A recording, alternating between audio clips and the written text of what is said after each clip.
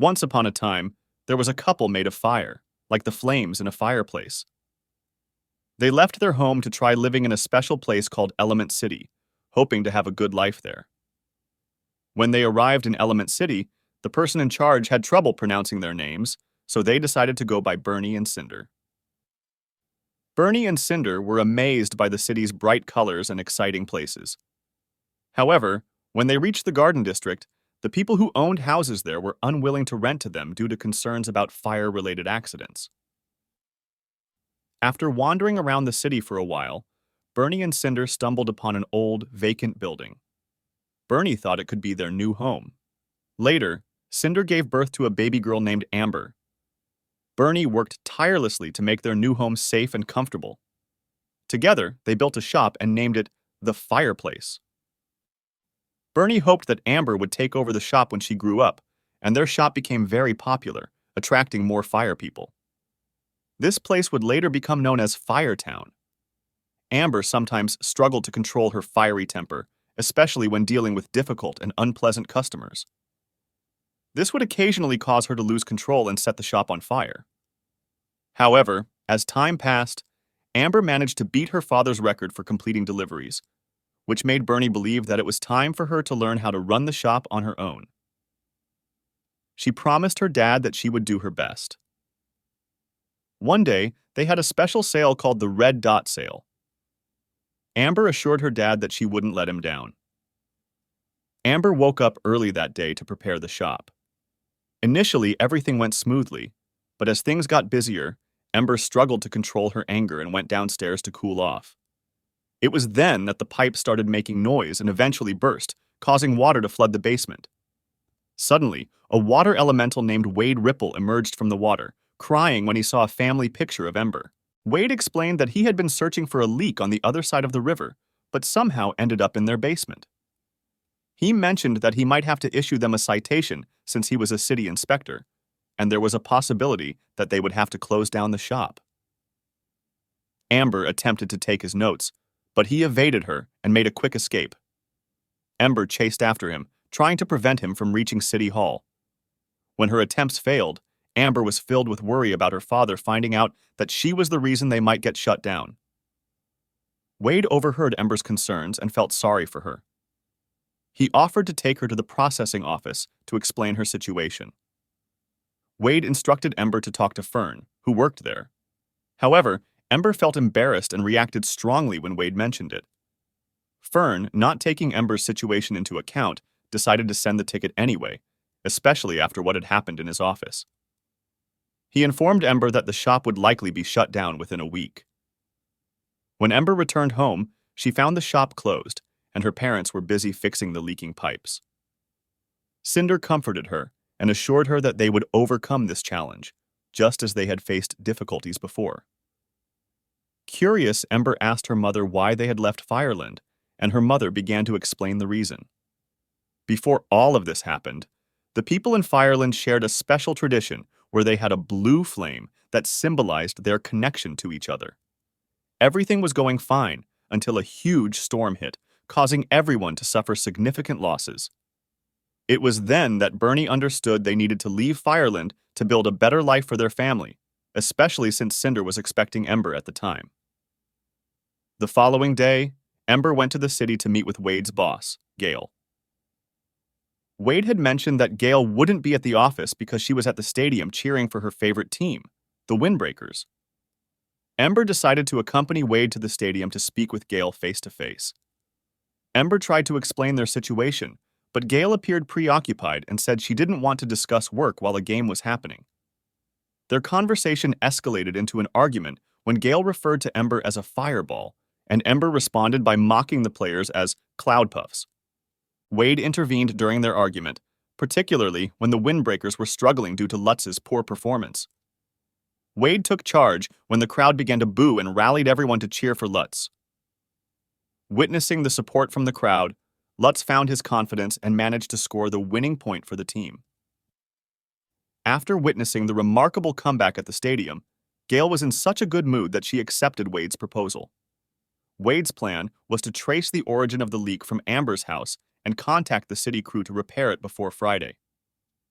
To locate the source of the leak, they promptly went to the roof of Ember's house, where she improvised a hot air balloon to conduct an aerial search. Later, they discovered puddles of water in the canal and decided to follow them back to a gate. While floating in the sky, Ember had a sudden flashback when she saw Garden Central Station. When she was a child, her father had taken her there to see Vivisteria, a rare flower known to flourish in any environment. She had always been eager to see one, but was denied entry by a guard who cited the danger of her fire abilities. Years later, the station had flooded, and Ember missed her only opportunity to witness a Vivisterian flower. They eventually reached the source of the problem and discovered that the doors were broken. Wade explained that these doors were meant to catch excess water when a boat passed through the central canal. Suddenly, a ship passed by, causing water to rush in. They hurriedly moved to a safer location, but Ember realized that if the water spilled back into Firetown, it would create more problems. Without hesitation, she took action and used sandbags to seal the hole. Wade believed that her makeshift solution would hold long enough for him to bring in a city crew to fix it before Friday. With the problem resolved, Wade asked Ember if she'd like to go on a date in the city. The following day, Ember decided to go for their date. They began their day with a movie and some fun in a photo booth. Later, they visited the top of a building where Ember showcased her abilities, which impressed the people around, especially the kids. Over time, Ember learned to control her temper better, especially when she thought of Wade. They continued to see each other and spend time together since then. Just when it seemed like things couldn't get any worse, the sandbags gave way, and a pipe burst open in the fireplace. Bernie and Ember tried their best to save the blue flame, but their efforts were interrupted when a delivery man arrived with flowers for Ember. She immediately noticed that Wade had disguised himself as the water in the vase and hurriedly went downstairs with the flowers.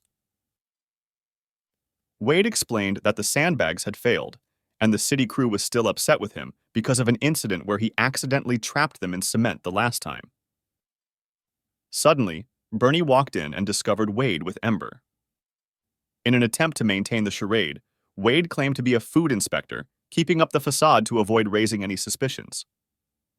Wade found himself forced to eat coal nuts, which were quite uncomfortable for someone with his water-based nature. However, he eventually discovered that they were quite tasty if he tried to water them down. Unfortunately, Bernie took this metaphor literally and thought they were diluting their product, which made him very angry. Bernie then chased Wade out of the shop and banned him from returning. Amber and Wade later met up at the beach to create more sandbags. Wade noticed that Ember's flames had the unique ability to melt the sand and turn it into glass. Suddenly, Ember had a brilliant idea to use the glass as a seal for the hole. When it held up well, Wade suggested that he would check with Gale to see if this solution would be acceptable. That night, Bernie tells Ember that he's grateful to have her.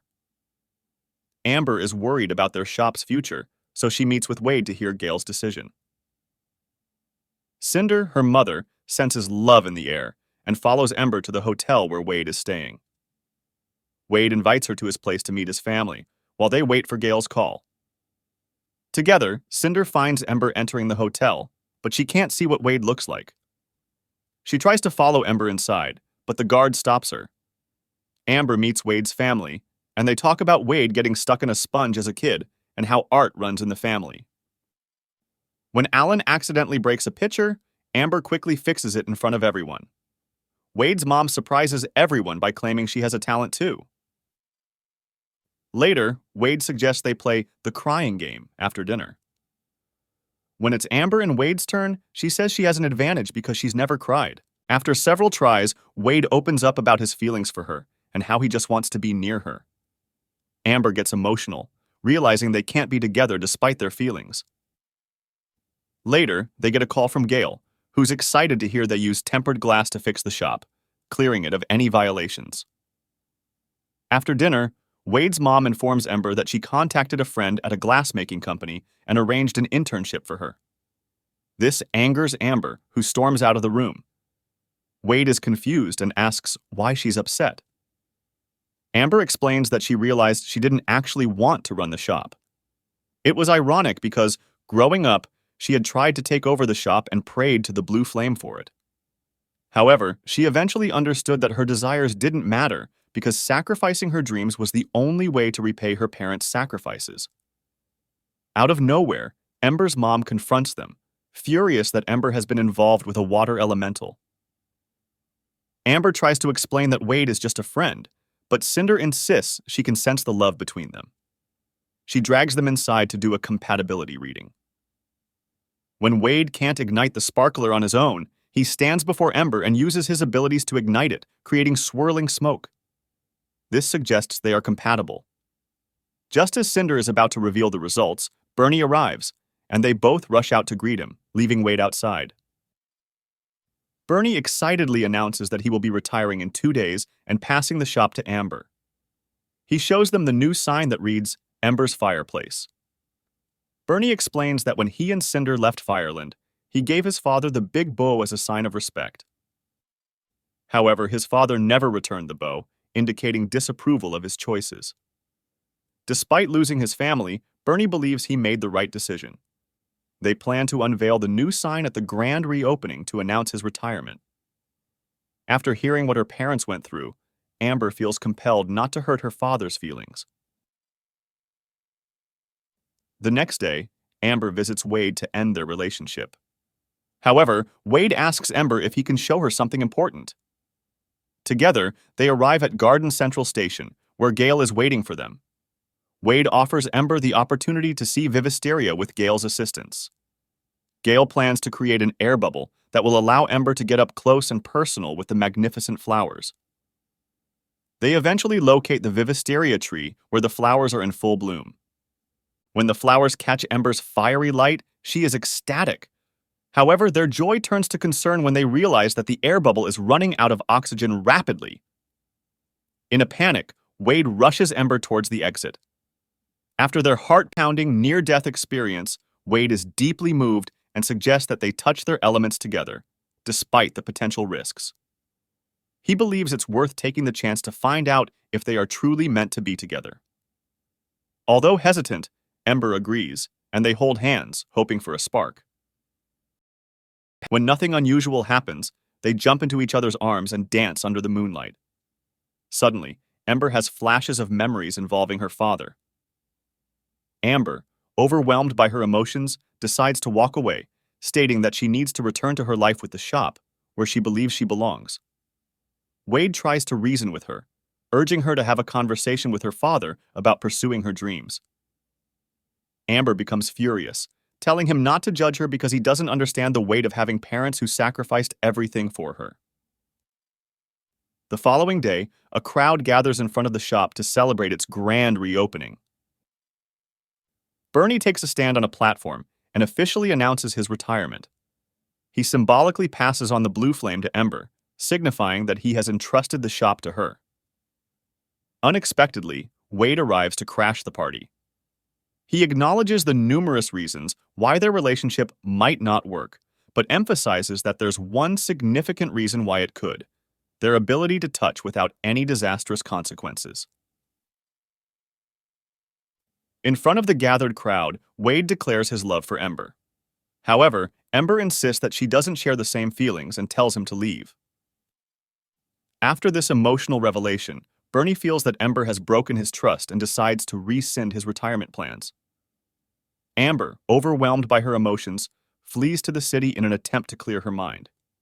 She desperately tries to forget her feelings for Wade, but finds it impossible. Later, while in the city, Amber witnesses a catastrophic event as the water gate breaks down, causing a surge of water to rush towards the canal. Terrified for her parents' safety back in Firetown, Amber quickly rides back, fearing the worst. Meanwhile, Wade, who had been preparing to board a plane to distance himself from his feelings for Amber, notices something is wrong in Firetown. He rushes back to investigate. Amber warns people and her parents about the impending flash flood, and they manage to find safety just in time. Ember hurries to the shop to protect the blue flame. As the floodwaters threaten to break down the door, Wade arrives to lend a hand. Ember attempts to safeguard the blue flame by creating a glass barrier around it, but the water begins to seep through. In a last-ditch effort, Wade places the blue flame in a lantern just before they become trapped in a room by the rising floodwaters. As they attempted to climb up to the roof, it suddenly caved in, leaving them trapped.